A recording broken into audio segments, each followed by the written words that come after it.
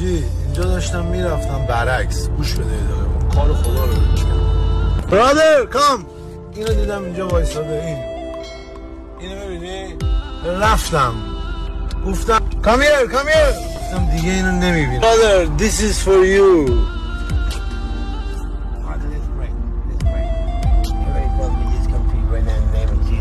You answered prayers. Look, Father, you didn't even have to talk to nobody. You just said, thank you. Wherever he is and whatever he's going through, Lord, bless him 100-fold. In Jesus' name, amen. I love you, brother. You happy? Amen. You happy?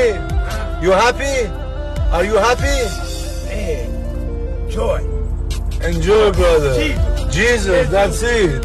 Amen. It's a God plans, brother. گفتم حاجی 20 بهش بدم گفتم دیگه اینو نمیبینم تا آخر عمر. گفتم بذار یه سری وسط بیابون. اومدم اینجا نتونستم دور بزنم اتوبان بود هی ماشین میومد گفتم بذار برم نمیشه دور بزنم گفتم آیسان وقتی از خدا یه چیزی رو میخوای اون با تو اینجوری نمیکنه حالا بذار برم به تو میده فهمیدی اینم بندشه تو این همه آدم آیسان چرا الان چش تو به این خورد صدی رو بهش دادم آسمون رو نگاه کرد گفت من میدونستم اینو تو میفرستی تمام شده رفت بده بستون داداش من بده بگیر حالا صدی نه $10 $5 ظلم نکن برادر